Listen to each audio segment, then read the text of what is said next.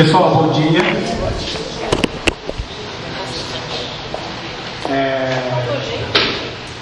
um grande prazer que a gente recebe esses profissionais incríveis aqui para esse primeiro debate da Semana do Café. Aliás, todo ano já é tradicional, a gente já faz um debate. Já é o segundo que a Kelly Stein, que é jornalista, grande amiga, grande incentivadora dessa semana, ela participa e ela vai mediar esse debate hoje sobre uma tendência e uma novidade no mercado. São cafés cafés fermentados.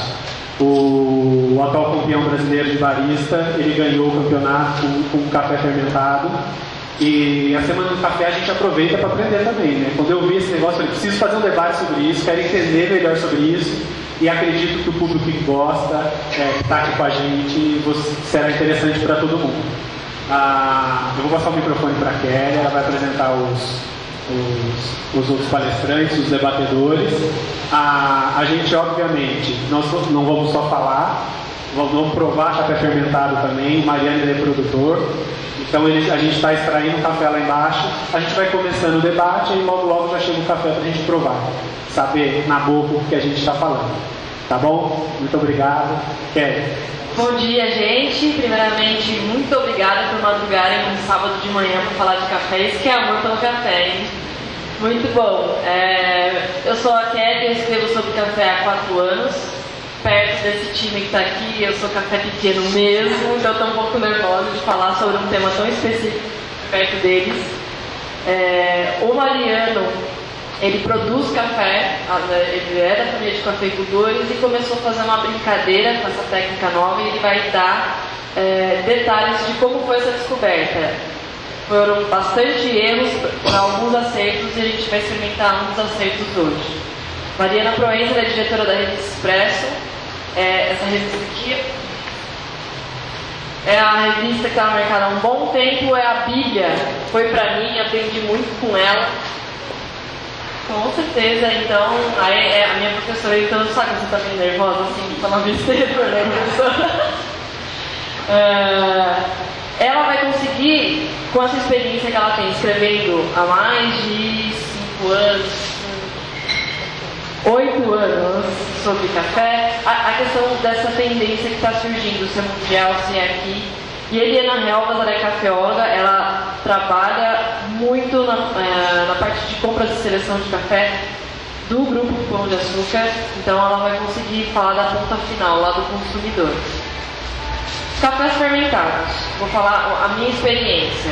Sempre que eu ouvia do produtor, meu café fermentou, significa estragou, que deu tudo errado, ele voltou e eu perdi minha produção. A primeira vez que eu realmente ouvi falar sobre café fermentado foi com o Mariano. Ele veio todo, olha, eu preciso te apresentar um café fermentado. Eu falei, bom, esse produtor não está arrumado, né? Eu acho que ele está errado, mas eu falei, deixa eu escutar o que ele tem a dizer. Basicamente, ele vai tecnicamente falar. Lá atrás, quando ele falou pela primeira vez, a experiência era, vou pegar leveduras ou de cerveja ou de vinho, aplicar no café cereja, fruto e ver o que acontece. Agora eu vou passar a palavra para ele realmente explicar essa história, de onde surgiu e que tecnicamente o que é um café fermentado agora. Saudações, pessoal. Eu só me apresentando brevemente, meu nome é Mariano, eu sou cafeicultor há 8 anos, mas eu venho de uma longa linhagem de cafeicultores, né? Minha família começou a plantar café em 1822, aqui do lado, na cidade de Vassouras, naquela época uma região muito tradicional, acho que hoje ainda se encontra um ou outro pé de café por lá. Melhor? É pouco, ok. E desde 1888, na verdade, a gente planta café em São Manuel, no miolinho do estado de São Paulo, uma região também que foi muito tradicional em 1920, mas hoje só tem um ou outro cabeça dura por lá, né? A minha história no café, na verdade, começa em 2008, quando eu assumi a fazenda, na minha primeira colheita. Foi um ano que o cafeicultor sempre se lembra dos anos em que chove demais ou chove de menos, mas esse foi um ano marcante, porque com o ano de El Niño choveu sem parar até setembro. E a colheita do café é muito importante que o café saia da árvore e seque rapidamente, porque senão ele vai fermentar. E essa fermentação geralmente está associada a uma fermentação ruim, mais ou menos podridão mesmo. E em 2008, quando eu comecei a colher, a gente tirava o café do pé e praticamente jogava no terreiro, que era uma piscina, ele ficava encharcado, não secava.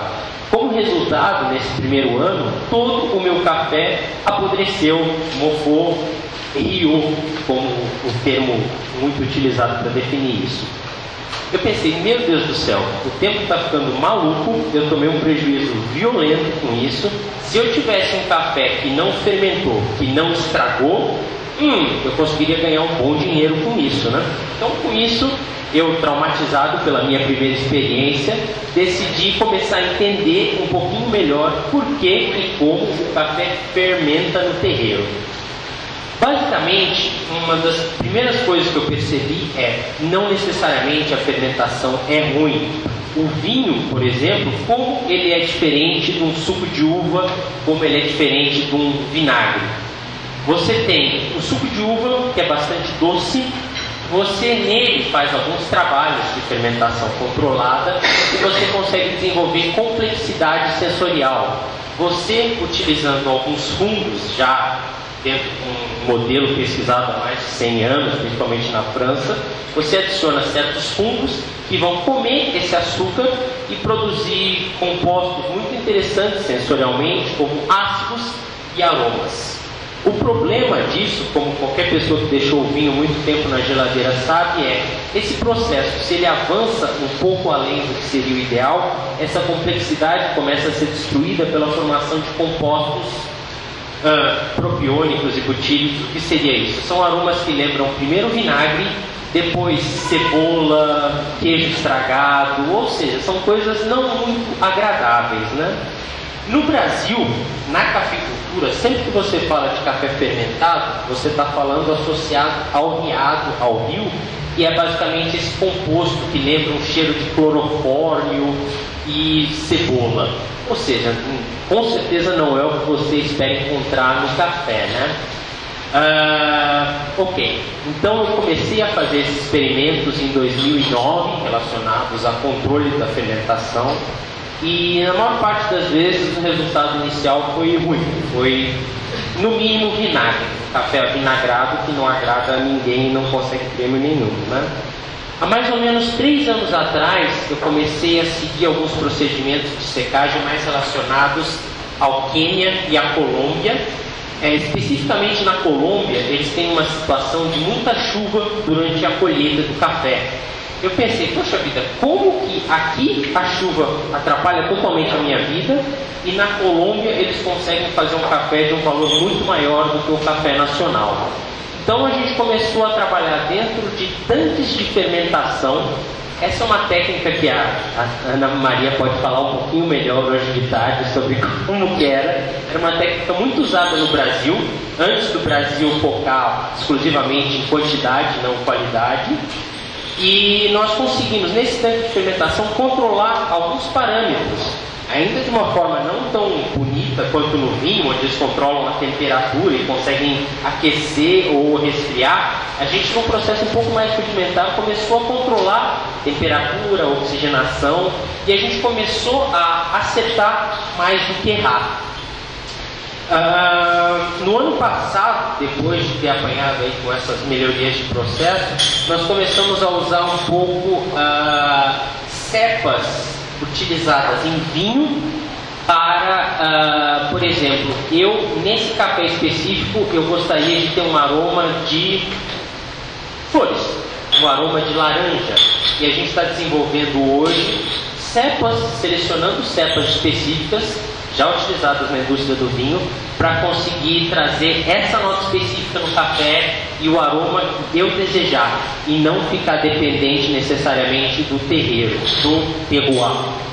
Terroir é uma coisa muito complexa de se falar, mas são todos os fatores que afetam na nutrição da planta e principalmente nos fungos envolvidos desde a árvore até o terreiro. O que eu estou descobrindo é que boa parte do que o pessoal chama de terroir está mais relacionado aos fungos nativos daquela árvore, daquele local específico e dos fungos que estão contaminando o seu terreiro. E o que nós estamos tentando fazer é manipular isso para conseguir, vamos dizer assim, não ser tão dependente do terroir. Por que eu falo isso? A minha região, São Manuel, ela tem uma tradição muito grande de fazer cafés horríveis. Quando eu cheguei lá na fazenda, antes de eu fazer os tanques de fermentação, que aí meu apelido mudou para o maluco dos tanques. Mariano, é o maluquinho dos tanques, o hippie lá? Esse mesmo. E a frase da região é: se o café não é riado, tá bom. Por que você está querendo fazer estritamente mole, todas essas coisas estranhas aí, Mariano? Pô, bebeu duro tá fantástico, cara, tem comprador. E estamos conseguindo reverter aí a péssima imagem da região. Até aproveitando, eu queria comentar um pouco sobre como foi difícil, uma vez que a gente começou a fazer esses cafés com um perfil sensorial diferente, como foi difícil achar mercado para eles, porque o comprador pegava mal, ele fugia do padrão esperado. Mesmo o comprador internacional tinha problemas. Mas você acha que seria interessante, de repente, Eliana, comentar um pouco sobre como é mercado, etc., para eu voltar e comentar essa dificuldade? Sim, claro. Eu acho. Então, bom dia. Marina, eu estava escutando essa história e aí eu fico pensando o quanto as adversidades fazem a gente andar para frente, né? Então, quando você fala da sua região, a questão dos tanques de fermentação, a Colômbia, alguns países da África e mesmo da Indonésia já usam os tanques de fermentação para não perder o mínimo de qualidade que eles poderiam oferecer para o mercado, não só nacional, mas internacional, porque aí entra a questão da fermentação ser boa ou ruim. Né? Então, o que você controla ou o que você não controla, e aí você vai comer uma coisa de baixa qualidade, assim como o vinagre. E hoje a gente está vendo que essa questão da fermentação é que no café a gente não dava valor, né? Quando você começa a avaliar o que acontece com o vinho, aí você fala do terroir, você pega a própria França, você tem origens completamente diferentes, né, das mesmas cepas de uvas. Então você tem um controle. No café acontecia a mesma coisa, mas a gente não pagava por isso. Né? E aí tem aquela história do o colombiano é bom, mas o nosso não, quando na realidade eles usaram a diversidade para poder fazer qualidade, onde eles começaram a controlar isso. Então, todas as dificuldades que eu tenho, eu coloco na minha mão e eu controlo. A questão do sabor, hoje tem algumas empresas, algumas fazendas que põem em tanques de fermentação, eles não põem só a cepa, eles já põem o suco de laranja, eles já põem o leite e eles já fermentam com o melado. Acontece que o custo disso é muito elevado. E aí entra a questão que você falou, quem vai pagar por isso ou quem vai querer comprar isso? Né? São cafés realmente diferenciados, são cafés especiais, são cafés que você tem que tomar sem os preconceitos que a gente já tem. O que é preconceito? Né? Você já tem um conceito formado e você não quer sair daquilo, porque aquilo te conforta. Né? Ou te deixa numa zona que você não precisa ser adepto a experimentar coisas novas. Então, quando você traz isso, a gente tem que ter o preconceito de quebrar e experimentar coisas novas. Né? Qual mercado paga mais isso para esses cafés? Geralmente o mercado japonês. Né? Porque você teve investimento na lavoura, você teve um custo disso, quem vai pagar? Né? Nós, assim, de certo modo, nós brasileiros, nós gostamos daquele café forte, amargo, é uma luta para a gente tirar isso, né? A gente tem uma cultura, até questão histórica, a gente é do país da goiabada, onde o açúcar é barato, a gente tem um histórico econômico, onde o governo controlava o preço, então as empresas faziam cafés de baixa qualidade, torra muito, moe fino, né? Põe açúcar, toma um caldo de água com açúcar quente. Então, você quebrar isso é muito complicado. O que eu percebo quando a gente fala de consumidor final, as pessoas até mais novas que estão entrando no mercado, elas estão abertas à novidade. Às vezes, as pessoas que já têm o hábito, elas estão tão arraigadas naquilo que elas querem aquele café forte, amargo, doce. Então, é muito complicado. Não é impossível, tá? Eu acho que é por isso que a gente está aqui. Acho que assim, é um dos maiores desafios que a gente tem, que ficar quebrando esses preconceitos. Né? E no café existe uma outra questão que eu vejo, que é a questão afetiva. Então, para a pessoa quebrar esse preconceito é muito mais complicado, né? Então, você vai servir um café diferente na sua casa e a visita olha e fala, mas está fraco, mas está com gosto meio azedo, né? Aí você fala, não, esse é um café frutado, é um café especial, foi colhido azedo. Não para de tomar. Esse café está fraco, né? Então, exatamente. Aí depois, isso aconteceu na minha casa, né? Eu levava um café mais ou menos para minha mãe, sobra de curso. Aí o dia que ela falava, esse café que você traz é muito ruim, é fraco. Eu não gosto, mas já que tem eu vou tomar. O dia que acabou, ela teve que comprar os cafés tradicionais. Ela falou, nossa, tão amargo, dá pra você trazer? Então é questão de hábito, e o hábito demora a se mudar, né? Então a gente tem vários desafios aí pela frente. E eu sempre vejo as adversidades como uma forma de oportunidade. É que a gente precisa convencer as pessoas a tomarem café com a gente, né? A pessoa aproveita tá bom, né? Devagar e sempre, né? Eu tenho uma dúvida em relação ao Pão de Açúcar. Você vê ali na gôndola essa quebra de preconceito acontecer ou não? Como que é? Eu acho que muita coisa já aconteceu, Kelly. Quando eu olho o que acontece com o café, se a gente analisar, é uma bebida super tradicional e foi uma das bebidas que mais tiveram mudanças nos últimos tempos, né? Só ver a cápsula. Então, o que era o mercado de café e o que é o mercado de café hoje é completamente diferente. Tá? Antigamente eu não tinha opção de solúvel, hoje eu tenho solúvel, liofilizado, descafeinado, eu tenho as cápsulas de todos os jeitos, eu tenho cafés especiais, eu tenho os pods, eu estou sempre buscando coisas novas. A grande dificuldade que eu vejo é como eu vou explicar isso para a pessoa que está comprando se eu não tenho um atendente de café. Porque o café não é como o vinho, que a margem é grande, eu consigo ter um menino bonitinho lá para explicar. Eu não tenho. Então, assim, a dificuldade é como eu faço que o consumidor vai na frente da minha gôndola e olha e fala, deixa eu ler esse café, deixa eu experimentar, o que ele tem de diferente? E isso é a dificuldade que a gente tem, que o produto tem que falar por si. Né? Essas empresas, as próprias fazendas, elas não têm dinheiro para fazer uma inserção no Jornal Nacional. Né? Custa muito caro.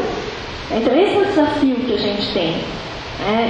E acho que algumas empresas fazem isso, né, através das cápsulas, elas têm edições limitadas, aí põe lá que foi fermentado X, tem uma historinha para contar, põe um beija-flor voando, e a gente fica apaixonado por isso. E isso eu acho super importante, que é para mostrar como o café dá trabalho. Porque nós, apesar de sermos o país do café, do futebol e do samba, a gente não sabe o trabalho que dá.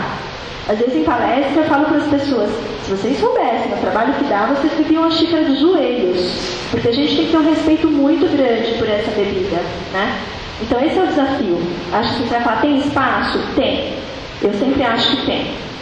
O grande desafio é passar isso para o consumidor e que ele queira comprar e que ele consiga passar isso para frente. Eu acho que esse é o desafio. A Mariana, ela, junto com a Revista Expresso, ela organiza o maior evento de café do Brasil, um dos mais importantes, e traz, além do mercado brasileiro, especialistas de fora. Eu gostaria que você fizesse observações sobre o café fermentado lá fora, que você já tem visto e ouvido falar.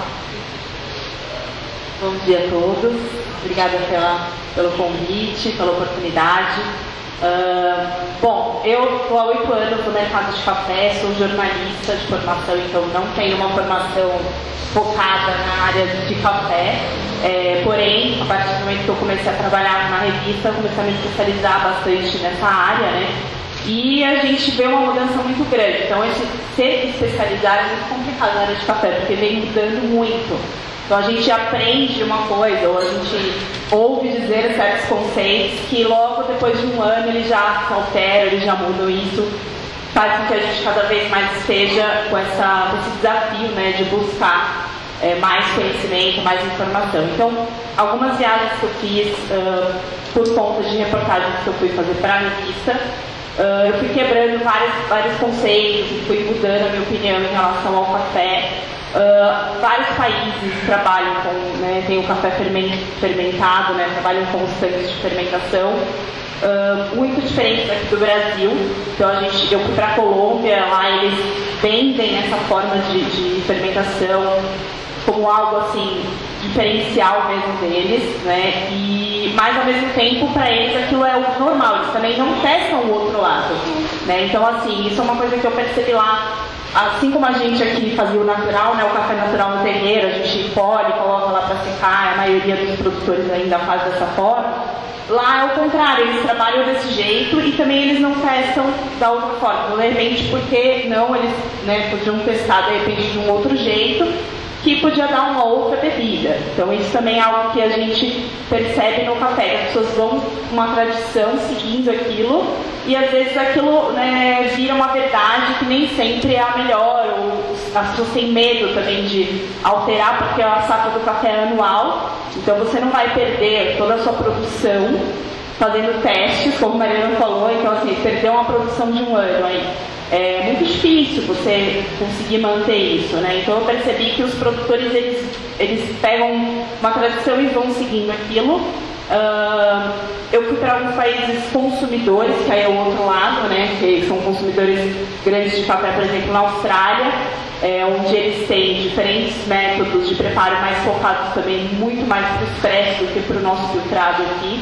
Então eles tomam muito expresso lá, é um novo público, né? E aí esses cafés fermentados, cafés com uma acidez maior, eles acabam no expresso ficando de uma forma muito pungente. Então às vezes, para o nosso paladar aqui brasileiro, ele é um café que não é tão apreciado.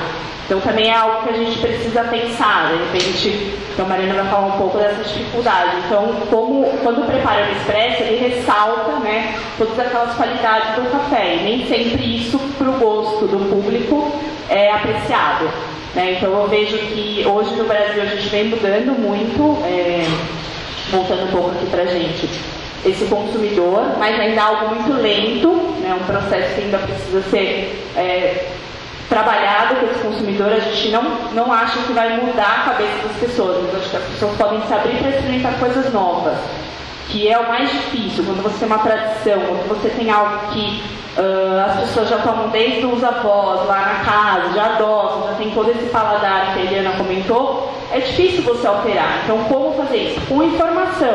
Então todo mundo gosta de experimentar o novo, todo mundo gosta de sentir algo diferente, né, numa bebida. Então, acho que esse é o ponto que a gente caminha com a revista também. A gente tenta mostrar diferentes formas de você tomar a mesma bebida. E aí, isso você tem que mudar um hábito, uma rotina diária, que é muito difícil hoje na correria do nosso dia a dia. A gente parar e falar, agora eu vou fazer um café na Chemex. Então, como é que é isso? Eu vou comprar primeiro a Chemex, vou comprar o filtro especial para a Chemex, vou ver como é que faz, aí eu erro, aí eu peso errado. Então, assim, a nossa ideia com a revista é desconstruir isso. Então, assim, eu acho que nas viagens que eu fiz, o que eu posso dizer de experiência para todos vocês é que as pessoas tentam simplificar e não fazer com que se torne algo inacessível para o consumidor. Então, você chega, a pessoa já te explica numa cafeteria de uma forma simples, e já fala que aquele café tem um sabor assim, só que não de um jeito forçado, que você vá se sentir mal ali se você não perceber aqueles gostos, aqueles sabores do café. Então, eu sei um pouco aí da questão, mas assim, enfim, o que eu vejo dos produtores aqui também, uma outra coisa que eu gostaria de colocar, é que eles estão muito longe da ponta final ainda. Tá? Então, o Mariano é uma exceção, ele trabalha na fazenda e ele está em contato com o consumidor através do café dele, Martins Café. Mas a maioria dos produtores, com a nossa feira a gente percebe muito isso, porque ela é toda a ponta da ponta do produtor até o consumidor. A gente percebe que o produtor ele não sabe o potencial que ele tem nas mãos. Então ele acaba não conseguindo trabalhar aquele café, às vezes da forma que ele poderia, porque ele não conhece o café dele. Normalmente o que ele faz? Ele vende o melhor café e fica com o café ruim na fazenda. Então ele não consegue, ele nem prova o café que ele faz. Ele nem sabe a joia que ele tem nas mãos. Enfim, um assunto diverso. O que eu vejo... Deixa eu só fazer um comentário. Quando a gente fala de consumidor final para café fermentado, tem uma questão que eu acho bem bacana, que a gente não fala muito, que o café fermentado ele tem as suas características super positivas. Muitas vezes ele tem menos amargor, ele tem um pouco mais de acidez, o que fica super gostoso em cafés gelados e drinks, etc. E nós brasileiros, a gente fala assim, café gelado, a gente já faz uma careta. Mas você fala, mas você nem experimentou. Então, assim, tem algumas características que são super bacanas, e outra, a gente gosta quando a pessoa dá, né? Ela dá, você prova e fala, então isso aqui eu me sinto... Então tem algumas características que são super legais. E nós, apesar de estarmos num país de clima quente, a venda de café gelado é baixíssima. Né? E esses cafés, eles parecem um suco de fruta assim, super complexo. Né? Então, quando a gente fala de café, a pessoa imagina, fecha o olho, imagina uma bebida quente e amarga na boca, e não uma bebida às vezes refrescante, ácida, gostosa, complexa. Então, acho que fica aí um desafio. A frase, inclusive, do meu pai é: Mariano, toma logo esse café antes que esfrie. Por que isso? Quando o café é amargo, um café mais quente, você vai ter uma percepção menor de amargor. À medida que a bebida esfria, o amargor intensifica. Então, se você pega um café originalmente com baixo amargor, você vai conseguir tomar ele frio. Enquanto eu faço o desafio, vai na padaria da esquina e pede um bom expresso e deixa esfriar. O negócio vai estar intragável, é realmente um pesadelo na sua boca. Faz isso não, vai diminuir o consumo, não. Toma um café bom que é melhor.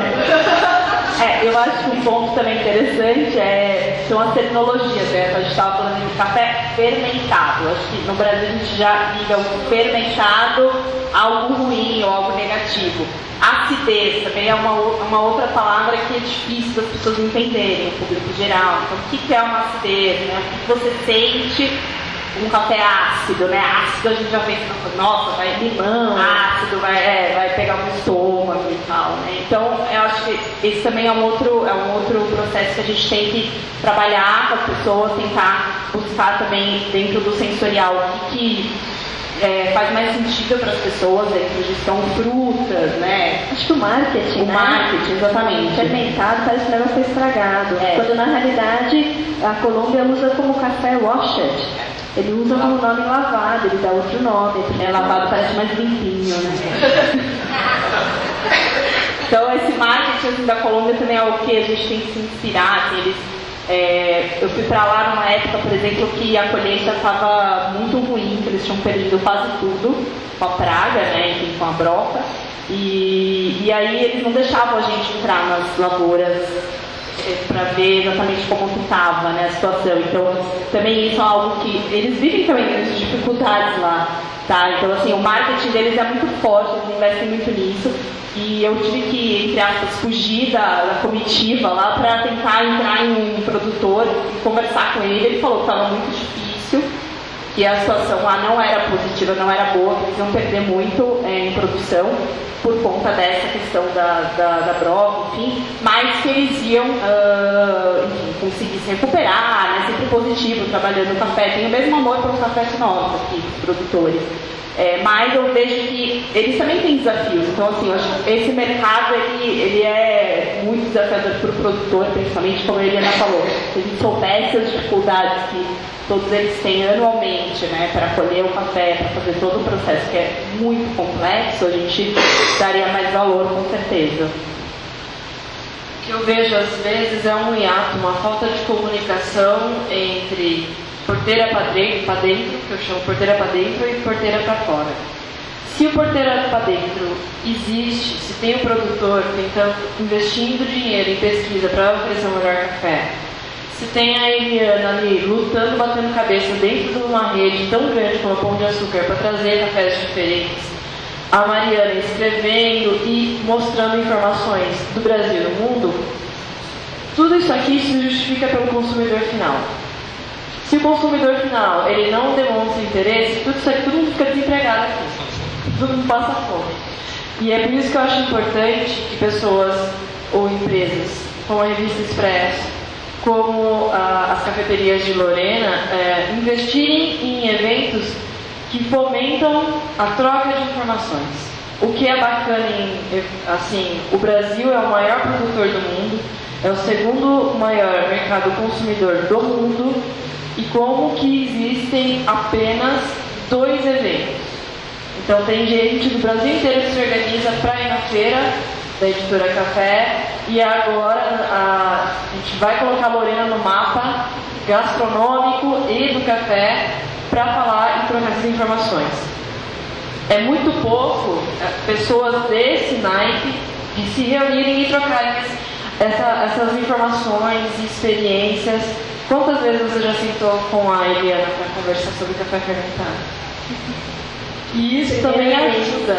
Exatamente. Isso também ajuda, essa troca de informação entre os especialistas. Então, eu gostaria de agradecer realmente, do fundo do coração, a presença de vocês aqui, as cafeterias que estão incentivando esse evento, para a gente cada vez mais crescer e trazer essas informações. Cafés fermentados é tendência, é coisa nova. O Mariano está batendo cabeça ainda para colocar isso no mercado e ter uma aceitação. Depois de uma sequência de erros, ele perdeu dinheiro, perdeu café, perdeu tempo, deu certo daqui para frente, e eu queria que você falasse da experiência de implementação e apresentar isso para o consumidor. Como foi? A estratégia, a aceitação, os comentários que você mais ouvia? Vamos lá. Antes de eu chegar, ter contato direto com o consumidor, meu primeiro contato foi com o comprador, o dono do portão. Basicamente, o comprador, existem players no mercado que a especialidade deles é comprar café direto do produtor, processar esse café e separa a parte boa, exporta, a parte ruim fica aqui dentro. Isso é conhecido como café consumo interno. É aquele café que não tem um padrão mínimo para ser exportado, que é o que a gente toma no dia a dia. Esse cara, o dono do portão, ele busca um café padronizado. Ele tem na cabeça 2 ou 3 padrões brasileiros muito comuns, por exemplo, Santos 2, preparação Swedish 4. São 3 classificações que são as mais vendidas que o consumidor internacional vem para o Brasil buscando, e eles querem encaixar esses cafés dentro dessa classificação. Quando eu comecei a apresentar para eles um café que era diferente, o ponto que eles sempre falavam é: olha, esse café aqui tá bonito, tá legal, mas tem alguma coisa de errada com ele, ele não tá, não vai dar para colocar no meio. Então, ao invés de eu conseguir um prêmio, eu conseguia um deságio. Ao invés de eu conseguir a mais, eu conseguia menos com esse café. Foi então que eu pensei: poxa vida, eu estou fazendo esse café, estou fazendo esse experimento, mas eu não tenho a menor ideia de qual é o resultado disso que eu estou fazendo. Foi aí que eu comecei a tentar torrar o meu café e aprender um pouco sobre qual que era o resultado na xícara do que eu estava fazendo. E assim eu conseguia ter um loop positivo de informação. Eu fazia experimento no campo, no terreiro, eu mesmo provava e eu identificava quais eram os resultados, fechando assim um ciclo de feedback e controle, né? Não conseguindo passar por essa barreira do comprador, foi aí que a gente começou a tentar se armar um pouco melhor, conhecer o nosso consumidor final, conhecer o dono da cafeteria e o dono do restaurante, para ver como eles pensam e como são os atributos valorizados disso que eu estou fazendo, para eu não ficar escutando apenas o exportador. Foi assim que surgiu o Martins Café, há mais ou menos 2 anos e meio, mais ou menos, e ele, para a gente, tem sido muito interessante escutar o que o consumidor valoriza, o que eu estou fazendo de certo na lavoura, o que eu estou fazendo de certo na torra. Eu considero o café mais complexo que o vinho, porque o vinho você tem a lavoura, você processa, geralmente o produtor de vinho está do lado da indústria que está processando isso, e essa indústria tem um contato direto com o restaurante, onde basicamente você só abre a garrafa e o negócio está pronto. No café você tem uma quantidade muito maior de etapas que podem destruir a qualidade. Você tem o produtor, que pode ter uma árvore linda, bem nutrida, destruir no terreiro. Depois esse café vai para o torrefador pode destruir na torra o café. E depois o barista pode destruir esse café na preparação também. Então, para mim, tem sido muito importante ter contato direto com o consumidor final para entender o que ele valoriza. A gente começou a fazer isso no Martins Café no Brasil, e a gente, com esse conhecimento, a gente conseguiu, que hoje é o nosso principal negócio, não é o Martins Café, a gente conseguiu burlar a figura desse exportador, desse dono do portão, e a gente tem conseguido conversar direto com os torrefadores americanos e vender para eles principalmente esse sensorial e esses atributos. Eles não estão comprando um café padrão brasileiro, isso eu não consigo produzir. Eu produzo um negócio exótico, então eu entrego para ele, por exemplo, um café de maior acidez, de menor acidez, com uma nota aromática X ou Y. Mas eu admito que há 6 anos atrás eu não fazia a menor ideia que dava para fazer fazer esse tipo de loucura no café. E foi através do contato com o consumidor final que eu comecei a descobrir o que valorizavam e o que valorizavam muito. E só para dar assim, um resultado final desse trabalho, quando eu cheguei na fazenda, o nosso café tirava 65 pontos, 70 pontos.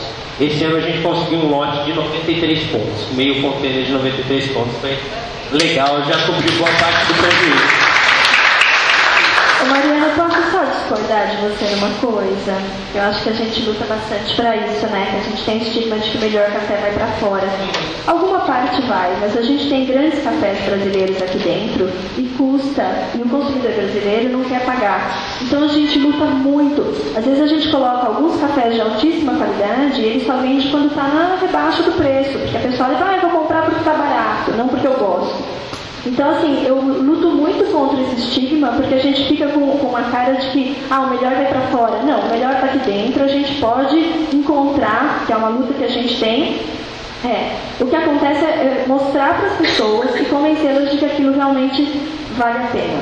E outra coisa que eu fico me perguntando permanentemente a gente se compara com o vinho. E a minha dúvida sempre o vinho você toma em alguns momentos especiais. Você não escuta alguém falar, eu vou fazer um café para comemorar o nascimento do meu filho. Né? Até na revista da Exame, outro dia estava vendo o negócio do Pão de Açúcar lá, o Galeazzi abriu um vinho Rothschild de R$7.000. E aí eu li e falei, não fala que o cara poderia ter tomado um café especial. Né?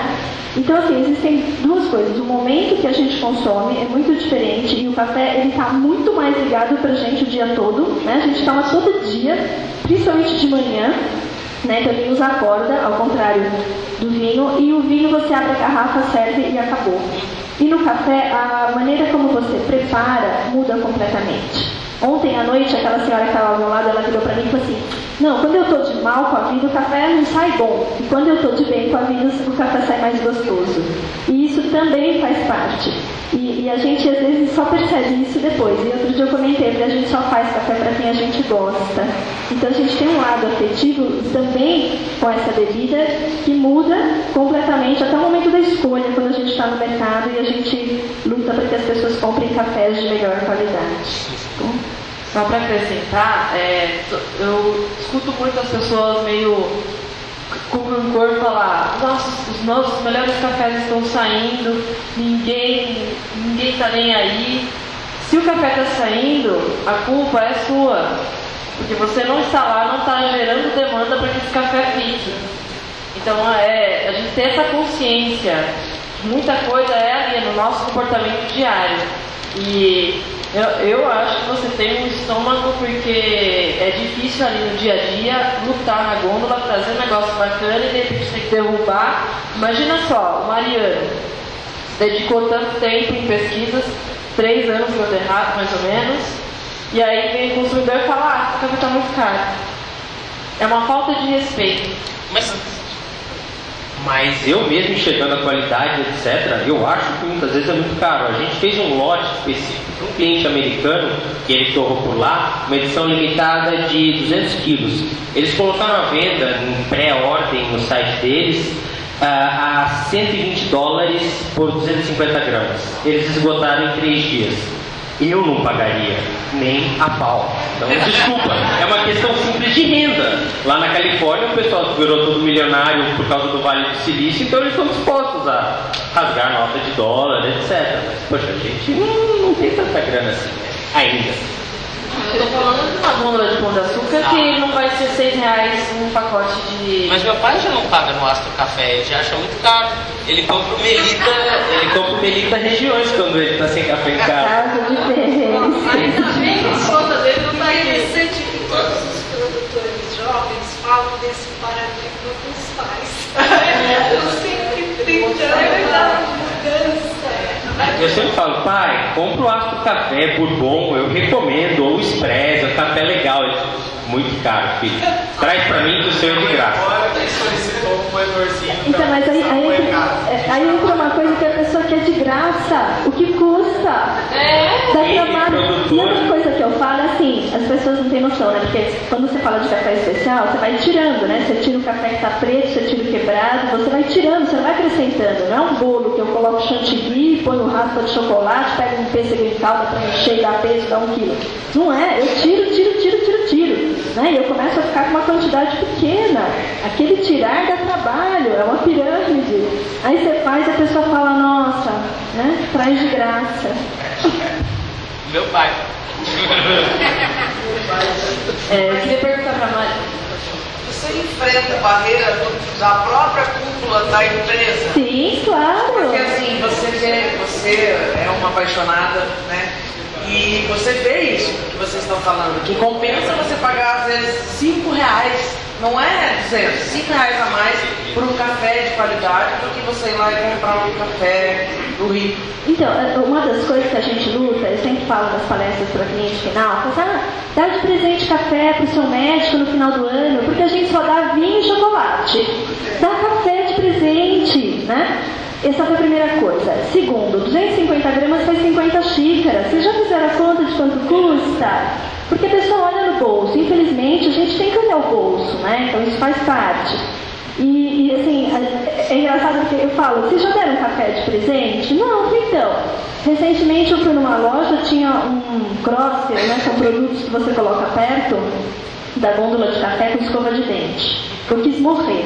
Porque o que é a impressão que dá? Você toma café e fica com o dente preto. Aí eu chamei o gerente e falei, então faz o cross com camisinha, por favor. Tira a escova de dente, vamos pôr um negócio mais animador, porque senão a pessoa vai olhar e falar, quero ficar com o dente preto. Não, quero beijar na boca, quero ficar acordada a noite inteira.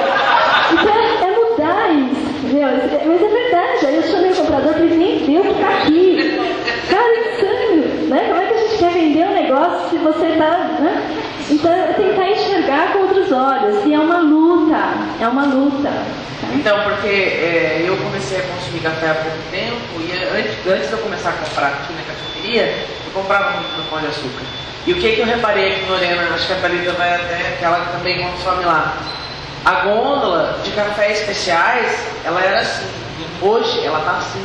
Você vai no Pão de Açúcar hoje, você não acha café especial para comprar. E quando acha, é assim, moído a vaca. Assim, quando a gente olha, a venda de grãos é muito, muito, muito pequena. Muito. Tanto é que eu tinha um atendente de café numa loja para moer os grãos na hora. Aí me chamaram e falaram, ó, o menino está 1 ano, aumentou a venda de grão, mas a venda de grão perto do nosso número é muito pequena, não paga o salário do menino, até logo. Até logo. Ok. Então, o que as pessoas buscam num supermercado? Elas querem praticidade. Elas querem não ter todo o trabalho em casa. Então, a gente pensa nisso também. Pra você ter uma ideia, eu não consigo colocar moinho para vender na loja. Quando teve, vendeu em 1 mês todos os moinhos. Foi um case de sucesso, mas não, a gente não quer mais moinho na loja. Ok. Então, a gente vai brigando todos os dias e troca as pessoas, né? Então, você convence... mas faz parte do meu desafio, né? Eu enxergo dessa forma. Senão, já teria me matado. Você treina a pessoa, a hora que o comprador está ótimo, ele vai ser promovido, ele não vai comprar café. Ele vai comprar outras coisas em outro lugar. Aí começa tudo de novo. Isso quando não troca todo mundo, tudo. Agora, recentemente, passou de novo a troca das cadeiras. Aí você tem que convencer a pessoa. E ele pega os números, ele fala assim, olha os números dos tradicionais. E você fica assim e fala, uau, olha o número dos especiais. Para mim, não vai pagar meu salário, eu estou na roça. Aí ele fala assim, vou tirar então, porque eu nunca ouvi falar desse café. Eu falei, não, esse café é importante, essa marca que você nunca ouviu falar, ela não tem dinheiro para fazer novela das 8. Mas deixa ela aí, porque ela é de uma fazenda super bacana. Vamos chamar um cara para ver se a gente ajuda na degustação. E eles não têm condição de ficar pagando gente, o varejo, ele quer gente, produto, mexedor, copinho, água, tá? Ele quer tudo, né? E você tem que dar para fazer parte do negócio. Não tem, né? Não me venha com churumelas. Eu até brinco, tem gente que eu falo, é brincadeira de gente grande, vai topar? Senão não desce pro play, porque aí quem fica com a cara no chão somos nós. Aí só, tá vendo esse povo do café, ó? Aí você fica amarrada, né? Só como é que eu vou lutar lá dentro? Então é uma luta, sim, é uma luta constante, é uma luta com o comprador júnior até o diretor que te chama e fala, então, você viu os números? Então, mas vai chegar o inverno, eu tenho fé que as pessoas vão tomar mais café. E a gente faz esse trabalho de formiguinha mesmo, sabe? Às vezes é frustrante, às vezes não, e às vezes faz parte do negócio, é você continuar na luta. Queria fazer a última para fazer um comentário que a gente estava conversando antes, né? Eu e a Eli, a gente estava falando um pouco do hábito da pessoa chegar no supermercado e ela nem pensa. Assim, eu acho que ela já vai, é automático. Pode reparar, se vocês forem no mercado, vocês ficarem olhando assim, 10 minutos as pessoas pegando, todo mundo pega café, mas as pessoas não pensam, elas não olham outras opções, elas vão direto naquele que ela já está acostumada anos e anos. Então, assim, esse trabalho realmente é muito desafiador, enfim, a gente tem que continuar, mas é algo que está arraigado, que a gente precisa criar formas, a gente tem que ser mais criativo, não sei, a gente tem que se juntar aqui de todo mundo e pensar, né, em soluções, mas eu acho que esses eventos, enfim, tudo é importante para a gente poder criar essa mudança, essa possibilidade da pessoa parar antes um pouco, um segundo antes e falar, não, peraí, deixa eu ver se tem outra opção, deixa eu olhar, olha o que tem aqui, que legal, você reparar no tamanho da gôndola, já é ótimo, você tá falando, você tem uma visão lá atrás de como é, então assim, você já é uma exceção, né, nesse mercado. Então eu acho que isso é muito importante, como a Eli falou, para de formiguinha mesmo. O que eu faço na prática? Eu vou no gerente da loja e falo, por que você não tem mais café especial? Registra, porque isso vira número. E o Pão de Açúcar presta muita atenção nisso. Não só o Pão de Açúcar, todas as redes, né, ou varejo de uma forma geral, mesmo franquia, algumas coisas, quando você registra, você documenta, aí eles começam a ver o número de pessoas que pediram tal coisa, então vale a pena colocar. É assim que eles acabam fazendo. Graças a Deus, às vezes eles perguntam,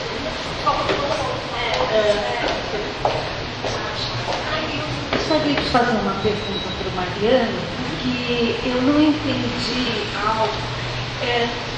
Quando está no tanque, até chegar à torra, como é esse processo? Porque como o café precisa tirar a água e essas coisas, como é que você retém, como você controla o que você precisa reter e essa etapa da torrefação? Mariana, só falar uma coisa, o seu café já está pronto. A gente distribui agora, ou você quer fazer uma... Eu acho que seria legal a gente distribuir agora e depois a gente conversa no cantinho paralelo. E eu aceito também.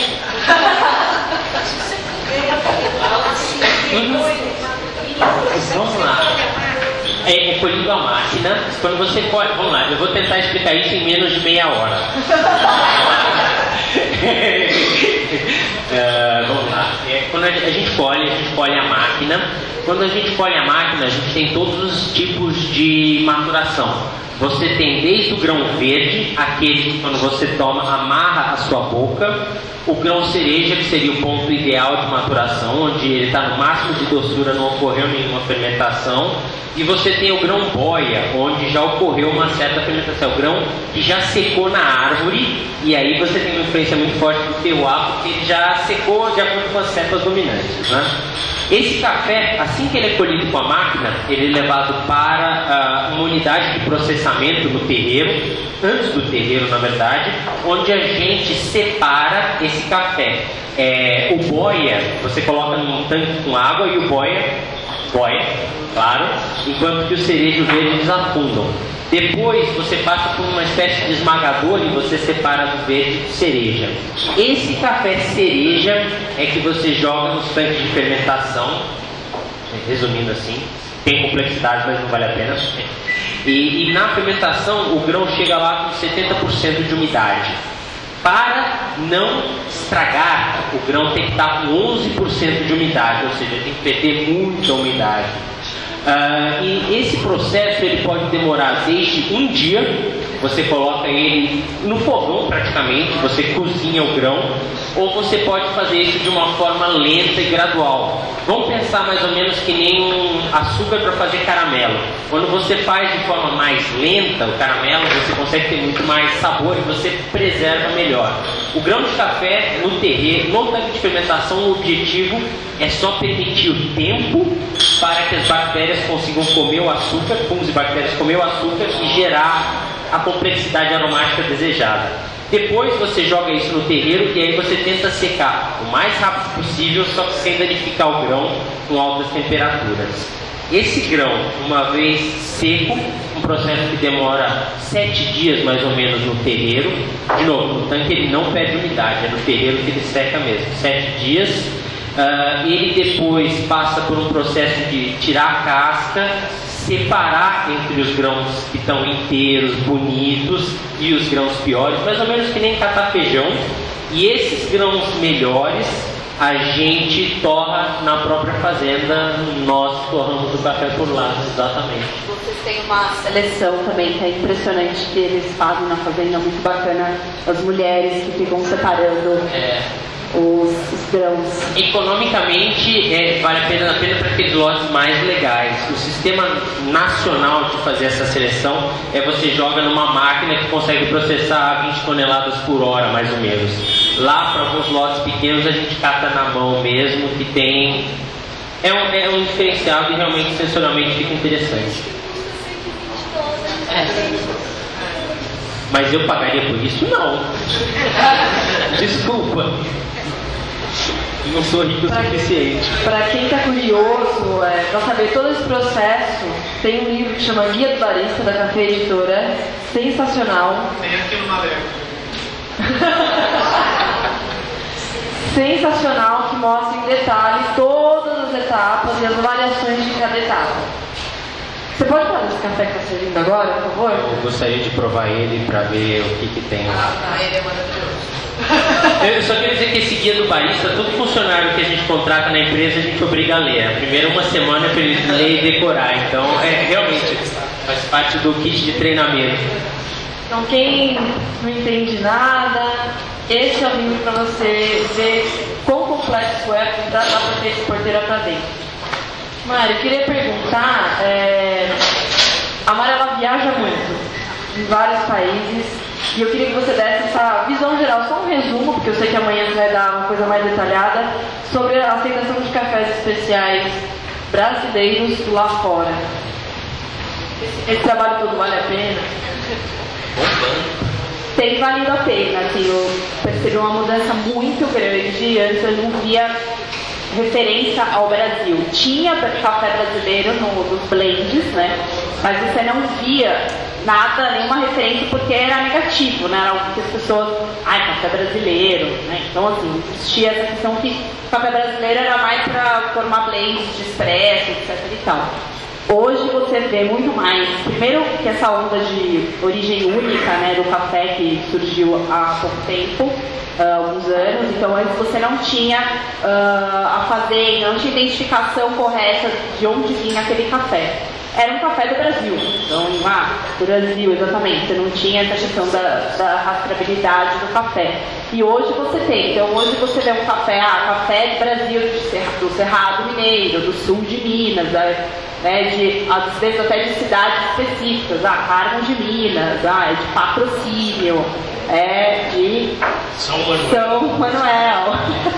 Enfim, a gente tem, hoje em dia nós temos isso lá fora, em várias cafeterias, né? Amanhã eu vou falar um pouquinho mais sobre essa questão da comunicação, de como o café brasileiro vem sendo comunicado, mas a gente percebe, eu percebi muito nessas viagens que o café brasileiro está gradualmente, ainda é um trabalho bem constante que a gente precisa fazer para que a gente mude essa visão no mercado. Manel, a sua seca lá é um terreno normal, concretado, asfaltado, como é que é? O nosso terreiro é asfaltado. A gente não usa terreiro de concreto, porque como a gente está numa latitude, a gente está muito ao sul, o fotoperíodo do dia é mais curto. A gente usa asfalto porque o preto consegue segurar mais calor e joga de noite. Na Bahia, ao contrário, o pessoal adora terreiro de concreto branco, que ele não retém tanto calor, senão o café chega a fritar por lá. Na região de Barreiras, etc., você chega a 70 graus num terreiro de asfalto. Então tem muito a ver com a sua condição climática. O café é beneficiado na própria fazenda sua. Na própria fazenda. Ele sai de lá, pronto.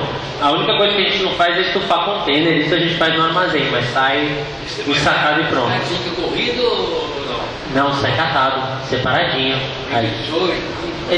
A gente faz 17 acima, 15, 16 e 14 abaixo, junto com a escolha. E a gente tem a máquina de eletrônica também para fazer catação lá. Tem a catação? Tem. Aos pouquinhos. É um produtor e um ex-produtor. Aos pouquinhos a gente está melhorando aí as coisas por lá. Quando eu cheguei, a gente tinha uma máquina da Blase de 1940, mas ela já fazia um serviço legal, só que ela rendia 4 sacos por hora. Hoje, pinhalense, a gente está com pinhalense lá de benefício, 20 sacas a hora. Devagarinho, vai indo. Posso fazer uma pergunta? Eliana, assim, a gente vê no Brasil já há alguns anos um processo de elevação do consumo tanto da cerveja quanto do vinho. Né? É comum você entrar em lojas de pão de açúcar, no Walmart, em que você tem a gôndola que tem os vinhos comuns, as cervejas comuns, as Kaiser da vida, e você tem uma área separada, com chão emadeirado, com uma gôndola de madeira, que é como se fosse uma área da nossa casa, com uma iluminação especial, às vezes uma pessoa te atendendo com um outro nível de atendimento, e você não vê a gente hoje coloca o café gourmet do lado. E aí a comparação de preço é inevitável, R$3, R$15, você fala, o que ele vai entregar que eu tenho esse consumo? Vocês falam sobre isso, sobre elevar o ponto de venda, mudar a forma de apresentar o produto? Então, a gente tenta, mas o preço do espaço é muito elevado. Eu não consigo tirar a garrafa térmica que está do lado para colocar mais cafés especiais. Então, assim, as áreas lutam muito pela questão de espaço e custa muito, muito caro. Então, a gente não consegue ter uma venda expressiva dos cafés especiais para conseguir um espaço à parte. Eu não consigo ter um menino à parte. Então, esse é o desafio que a gente tem. Vinho, cerveja, tem uma margem, que eles falam, uma margem muito maior. Então, aí eles conseguem fazer isso, mas café é uma luta, tá? E assim, por mais que a gente fale de Pilsen, etc., o que eu acho interessante, assim, o consumo de cerveja não mudou, as pessoas continuam tomando e tudo mais, elas estão tomando mais. O consumo de café a gente não consegue acrescentar tanto, porque as pessoas não bebem mais, elas tomam 3, 4 xícaras, raramente elas tomam mais. Então esse é um desafio que a gente tem.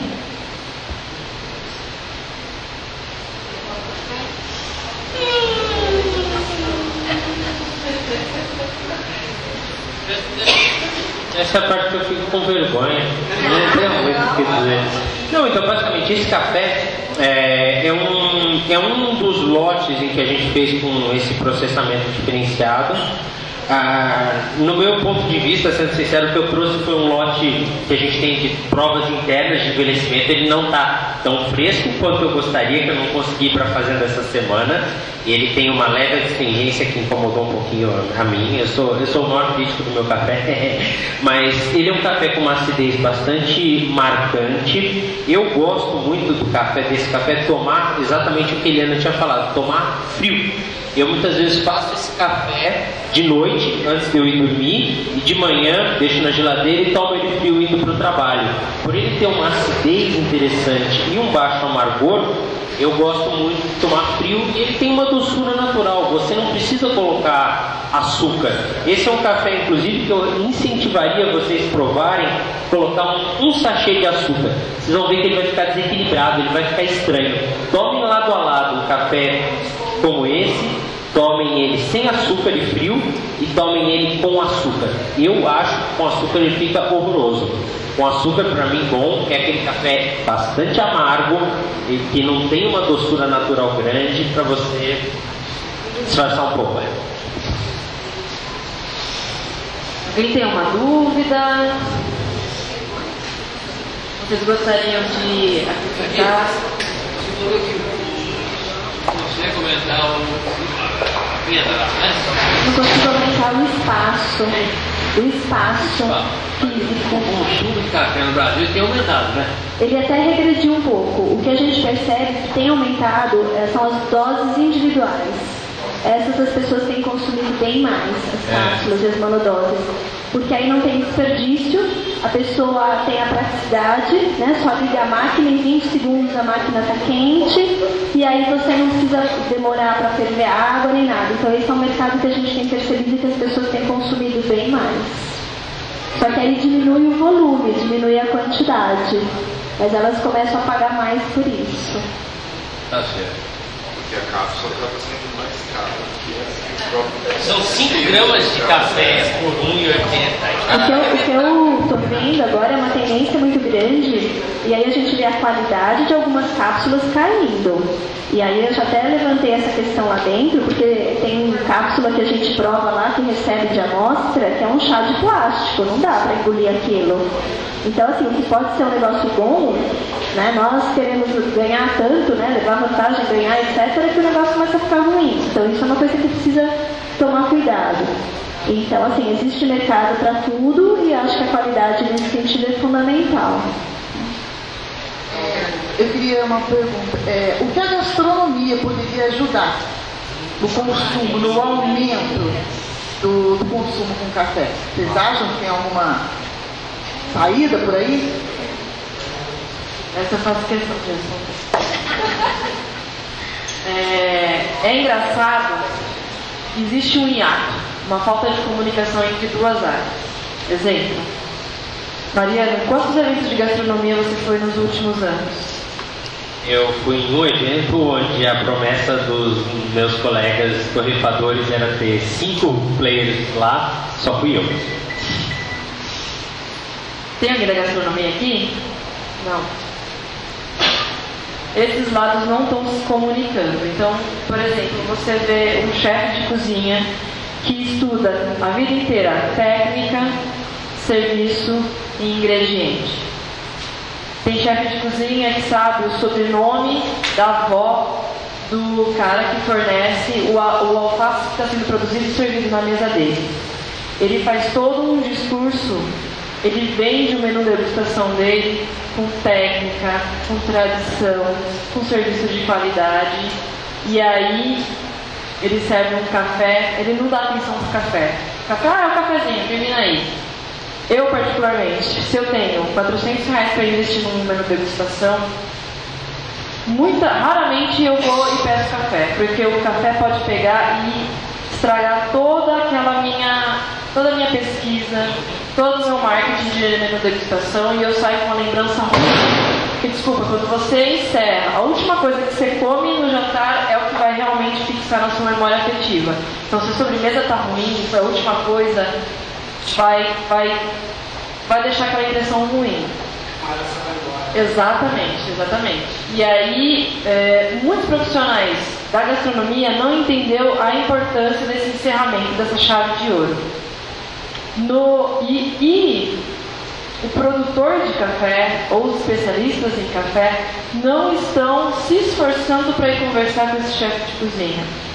Como ele tem esse discurso de eu vou atrás de rastreabilidade dos produtos que eu sirvo para os meus clientes, ele não pensa no café. Mas não pensa porque a gente do café também não está criando demanda. Lá em São Paulo, essa realidade começou a mudar um pouco. A Isabela Raposeiras está sendo uma pioneira. Ela realmente vai bater de porta em porta e falar, viu, vamos prestar atenção. E está agora na moda alguns restaurantes desistirem um pouco do expresso e começar a servir o coado na mesa. A reação dos clientes foi péssima, mas alguns chefes insistiram, falando que aquele café e aquele método de preparo tinha conexão com a identidade do menu que ele estava vendendo. Então, se o cliente não quer café, tudo bem, termina na sobremesa e boa viagem. E isso está mudando bastante o perfil do cliente. O cliente começou agora, depois de quase 2 anos, a aceitar. E agora estão pedindo cafés coados. Mas imagina se a Isabela Raposeiras é uma barista entre milhões que só tem em São Paulo. Imagina se um barista adota 2 chefes. A campanha Adote um Chefe. Essa realidade ia mudar completamente, a demanda ia existir e o produtor não ia se colocar numa situação em que ele está implorando para você comprar um café. Não, é bem diferente. Então, na realidade, o que eu acho, respondendo, tem que ter coerência e comunicação entre as duas partes, na minha opinião, que não acontece ainda. Vamos trazer, no ano que vem, chefes para falar aqui no evento de Lorena, não é? Vamos conversar, porque muitos chefes, eles realmente não pensam, eles estão tão preocupados em pagar o aluguel na frente do ponto que ele tem que justificar, que o café é a última coisa que ele vai pensar. E muitos, quando você questiona, cai a ficha e ele vai atrás. Então só está faltando aí. Tudo bem? Vamos conversar? Eles são todos mal encarados, tatuados. Eu tenho medo de conversar com o chefe. Tal. Com faca, né? É, tem pesqueira. Eu, hein? Então acho que na realidade vamos só aumentar esse diálogo. Já que abriram para esse nicho da culinária, pode ser que a minha questão seja um pouco de advogado do diabo, mas eu acho que é necessário que cabe aqui. As funções medicinais do café, porque existem os dois lados, né? Que realmente é positivo, é importante. Por outro lado, atendida que há problemas cardíacos por conta do café, batedeira de coração, etc, etc. Não é o caso de trazer um médico aqui o ano que vem, especialista em medicina alimentar, que tem algum estudo a respeito do café, né? Mas o que vocês ouvem do café? Porque me perguntam muito, faz bem para a saúde? Não é minha área, não posso responder, até porque é uma área muito delicada. Então, Mariano, você que está sabendo. Eu adoro falar sobre café e saúde. Se você faz uma dieta vegetariana, não é recomendado que você tome café até 2 horas depois do almoço. Por quê? A cafeína, ela inibe a absorção de ferro vegetal. O ferro de origem animal, ele não é influenciado pela cafeína, absorção. Mas o ferro de origem vegetal, ele tem uma redução de 80% na absorção. Não, se você é vegetariano, problema de anemia, fique longe do café. Com relação à ansiedade, café. Eu tomo 1 litro de café por dia. Teve um trabalho muito interessante no New England Journal of Medical Science, etc., em que pessoas com a quantidade de café que eu tomava por dia, 80% tinham distúrbios horríveis de ansiedade. Mas eu nunca tive isso. Então, a minha teoria é que realmente existe problemas de aumenta um pouco a pressão, a cafeína é um vasoconstritor, mas existe um fato muito interessante que é você criar resistência, né? À medida que você vai tomando mais, você consegue desenvolver. E aí eu acho que tem 2 coisas, né, Mariana? Primeiro, cafés de boa qualidade, tá? Porque aí você está falando de componentes que estão dentro do grão e a questão pessoal. Então tem gente que tem mais sensibilidade à cafeína e tem gente que não. Então são essas 2 coisas. Tem gente que toma café, relaxa e dorme. Tem gente que não pode tomar café em um determinado momento. Então acho que é importante as pessoas se conhecerem. O quanto isso e que horas eu posso tomar. E assim, café da gastrite, geralmente eu falo como está seu emprego, seu casamento, sua vida, porque não é o café, né? É a combinação das coisas. E a pessoa toma café de baixa qualidade, fervido, deixa na garrafa. Então assim, faça pouco, faça sempre, utilize alta qualidade, que aí... Eu sofro de gastrite. Eu tomo 1 litro de café por dia, mas quando eu tomo um expresso da padaria, ataca na hora, desce rasgando. Tem alguns compostos num café de baixa qualidade que realmente atacam a minha gastrite, mas não é a cafeína. Eu consigo tomar um café de boa qualidade à vontade. Existem mitos e verdades também. Criança pode tomar café? Eu tomo desde a mamadeira. Então a BIC sugere que não tem problema, inclusive aumenta os níveis de atenção. Então antes da escola, perfeito, só que eles orientam com leite, que aí tem os valores nutricionais do leite também. Outro que eu já conversei, existe no Instituto do Coração de São Paulo, existe um núcleo de pesquisa sobre café e doenças do coração. Eles estão fazendo um trabalho super sério. A gente pode trazer o médico aqui o ano que vem. Por exemplo, o café estimula o fumar? Não tem nada a ver, eles comprovaram que não tem nada a ver. O que acontece? Quando a pessoa está trabalhando, ela sai para fumar. Então ela associa aquele break, aquele intervalo, o momento de relaxar com o cigarro e de eu vou aproveitar para tomar um café, porque eu não posso sair para fumar e para tomar café. Então as pessoas vão associando cigarro, café, prazer, relaxar, e aí acham que sim, mas não tem nada a ver. Esse lance do café não está mais relacionado ao psicológico, ao que vem da vovó e da avó? Porque eu tenho problema com insônia. Então quando eu comecei a tomar café assim, eu me punha um limite. Depois das 6 eu não vou tomar mais café. Às vezes eu vinha aqui de 7, 8 horas da noite e ficava assim, vontade de tomar café, eu não tomava, eu não deixava. E eu comecei a perceber perceber que alguns cafés me davam sono. Me dá sono. O amarelo é um deles. Eu tomo ele quadro, ele me dá um sono. Parece que eu tomei ele para dormir. Entendeu? Então, eu acho que eu aprendi que isso parece que vem mais psicológico, essa coisa que a gente traz no corpo. Não vai tomar café, então você não vai dormir. E eu acho que isso é um... Então, mas isso que eu falei, pessoal. Aí você precisa se conhecer para poder ver qual é a sua escolha, né?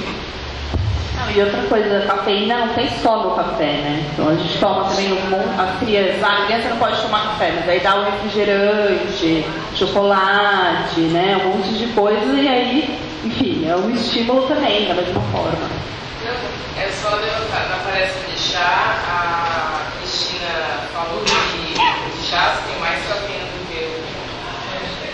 Exatamente, muitos chás, né? Bom, falando. Eu queria perguntar uma pergunta para você, Maria. O seu trabalho, você desenvolve trabalho lá. Você desenvolve o seu trabalho na fazenda, bacana, e o intuito é atingir o consumidor final. Como que você faz, como que é o seu trabalho com o barista, que é quem vai garantir que o seu produto vai sair bom ou não? Quantos baristas já chegaram em você? Mariana, posso ir conhecer sua fazenda? Qual que é a sua recepção? Qual que é a sua relação? Sua relação com o profissional que vai preparar o seu café e que é o porta-voz do seu café, que é o que vai garantir que o seu trabalho seja justificado ali em 6, 7, 8, 20 reais a xícara. Sendo sincero, meu trabalho, eu no Brasil fiz trabalho acho que com 3 ou 4 baristas. Trabalhei bastante com o pessoal do Jequitaia, que faz o café coado, lá só coado eles servem. Jequitaia é restaurante. Isso, o restaurante Jequitaia, e o pessoal da Cafezal, uma cafeteria lá no Centro Cultural Banco do Brasil, em São Paulo. A gente até agora não tem se aproximado tanto ainda dos baristas nacionais, e eu não saberia explicar por quê. Não saberia explicar. Eles te procuram? Não, mas eu também não procuro eles. Mas de quem seria o interesse, você imagina assim, seu, de explicar o seu produto, o consumidor entender melhor o seu produto, ou o barista ele já tem outras pessoas que estão em cima dele, ou de repente ele não quer saber do seu produto, ele imagina, o seu produto, você tem que me explicar o seu produto, não aqui atrás de você. Você imagina que tem algo aí? Eu até queria dar um exemplo. Eu essa semana conversei com a Kelly Stein no Mocotó, na esquina Mocotó. A gente ia falar sobre o que ia ser discutido nessa palestra, etc. E ela fez um tour completo do menu degustação lá da esquina Mocotó. Para mim foi uma experiência ridícula, foi o despertar. Eu sabia, nossa mãe, mas então essa mousse tem toda uma conotação do ingrediente, evolução histórica. Meu Deus do céu, tem uma apreciação estética dessa carne, desse jeito. Eu falei, uau! Nossa, então é assim que as pessoas... Nossa, e eu percebi pela primeira vez como era estar do outro lado, quando você está maravilhado por uma explicação. E acho que foi a primeira vez que eu percebi como que alguém se sentia, alguém interessado em café, quando eu fazia alguma explicação de todo o histórico, etc. Foi um despertar, eu ainda não sei como é que a gente vai trabalhar isso dessa forma. Mas eu vejo em São Paulo, o pessoal... Os baristas são formados em 2 ou 3 cursos de formação. Muitos são formados com a Isabela Raposeiras. E a gente acaba não avançando no território dela, vamos dizer assim. Ela está fazendo esse treinamento, deixa ela manter o contato com os baristas. A gente acaba não indo atrás dos baristas, porque, de certa forma, como que eu, como torrefador, que não tenho cafeteria, começo esse contato com os baristas, que têm muito interesse em conhecer, e eu tenho muito interesse em contar. Até agora a gente nunca tinha equacionado um jeito de começar esse contato. Eu discordo. Opa! Sem começar em Lorena. Isso aí, essa interface pode começar aqui. Eu sempre venho bastante baristas para cá nesses eventos, você vindo mais para cá, Mariana. Eu tenho interesse em ter o seu café.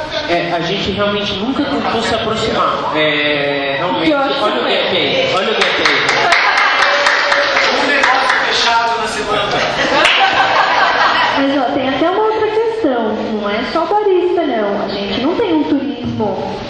da área do café que leva as pessoas para conhecer tudo o que acontece. Essa é uma grande falha que a gente tem aqui no Brasil. Até colocar uma questão que a gente tem uma vantagem que os baristas acabam não aproveitando, e nem só os baristas, acho que várias pessoas da área, são as fazendas. A gente, como você falou, a gente não vai às fazendas. Por quê? Porque a gente não tem oportunidade, de repente não existe, é longe, é caro, exatamente. Então, assim, acho que poderia ter. Quantas pessoas conhecem uma fazenda? Eu lembro a primeira vez que eu fui, aí sim eu valorizei o trabalho do produtor e toda essa cadeia, porque daí você vê o trabalho da complexidade que é, e a partir dali, você, quando vai preparar um café, você tem um cuidado muito maior, um outro olhar para aquilo que você não tinha, porque você não sabia nada sobre aquelas etapas. Então, aí pega um pouco também o nosso lado da revista, né, que é um pouco da nossa responsabilidade, que é exatamente mostrar toda essa cadeia. Então, a gente tenta, toda edição a gente tem uma sessão fixa de fazendas, que é exatamente com esse objetivo de mostrar para esse consumidor final e para o barista e para quem for trabalhar com o café, como que o café chega ao que ele é hoje, né? Então, eu acho que é isso que a gente tem cada vez mais. A gastronomia também, a gente tenta trazer, complementando essa parte da gastronomia para dentro da revista, e a gente recebe críticas, assim, por incrível que pareça, a gente recebe críticas, vocês estão falando de coisas de padaria, de receitas, e não estão falando do café, mas tem tudo a ver, né? Então você faz uma capa de padaria, você faz uma capa focada em um sonho, um café e uma receita, você não está mascarando o café, você está trazendo uma outra possibilidade do café estar integrado dentro desse meio da padaria de uma forma qualitativa, não quantidade de café que você vai na padaria e toma um café e você percebe, né? Então, assim, esse é o grande desafio nosso também. Você não toma exato. Pede um pão de queijo, pede um bolo. Ele não está sozinho, né? Seria muito estupidez a gente achar que é só a xícara. Não, é a xícara que vem junto, né? Na semana do café, né, você falou, a semana do café começou com uma visita lá. Exatamente. Quem foi na fazenda, o que vocês acharam? A gente foi em Carmo de Minas, na fazenda do Elcio, em café. É longe, eu saí de São Paulo e fui. Muda tudo, né? Muda tudo. E esse ano a gente foi conhecer as fazendas. O Elcio convidou já para o ano que vem a gente conhecer o galpão de seleção e as torrefadoras dele. Eu acho que sim, vai ser muito bacana. Para o ano que vem a gente já tem a Unic com a gente. Quem quiser. Aí, Mariana. O nosso é mais perto. Essas nossas duas queridas aqui participantes assíduos das palestras da Semana do Café. Foi muito interessante. Eu sempre me emociono quando eu visito uma fazenda de café, a gente, né? Explicar as razões. Agora, ver o relato delas duas principalmente, animadas antes, maravilhadas durante, agradecidas depois, é exatamente isso que a Mariana, alguém aí relatou. Quando a gente conhece uma fazenda, a gente vê todo o trabalho que tem por trás dessa indústria. Vocês querem falar um pouco sobre isso, sobre a visita à fazenda? Se não quiser, tudo bem, a gente é de casa. Esse é o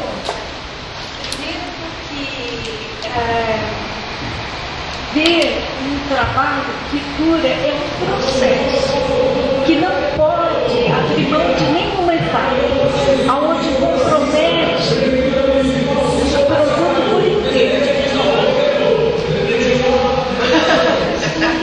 Então, ver o sentido de tudo, por que está plantado, por que há o cuidado com a proteção, a prevenção, o cuidado com as pessoas. E também esse trabalho sustentável de respeito e é uma luta constante. Tem um aspecto também sério, administrativo, racional, mas tem uma paixão inquestionável no meio. E então tudo isso foi abrilhantou mesmo. Eu disse uma coisa, eu estou aqui há 3 anos que eu pedi transferência do meu trabalho para cá. Foi um dos sábados mais importantes que eu vivi aqui na cidade. Foi verdade, não, mas é verdade, isso não tem. porque reuniu o cultural, o imaginativo, uma coisa muito boa. Eu só gostaria de complementar assim, no momento que a gente está numa desvalorização de muita coisa que é nossa, eu acho que eu ouço muito isso, me incomoda assim, as pessoas falando do Brasil, né? A gente tem que valorizar essas coisas.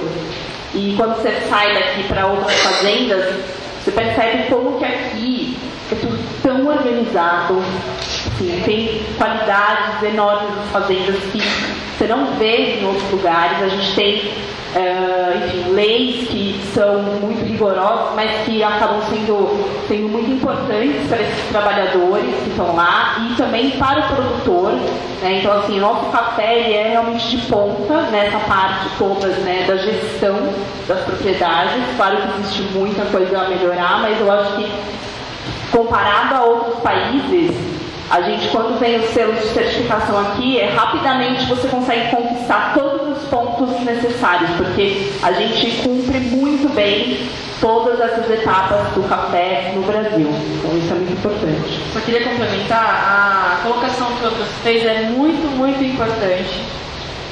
E o que você mais vê é a falta de comunicação mesmo. Exemplo, Mariana, alguém te procurou? Não. Mas eu também não procurei. Então, esse tipo de encontro é para fomentar isso. Por que a gente não se procurou? Para ter essa troca mesmo. Não, é impressionante. A sua pergunta realmente... eu nunca tinha pensado nisso. Sendo sincero. Detalhe, eu não te conhecia pessoalmente, ele não me conhecia. Eu em São Paulo, sempre nos meus eventos. Muito bom. Era para Lorena que se encontrar. Exato. Bom, já faz mais de uma hora, então a gente gostaria de encerrar. O senhor quer falar alguma coisa?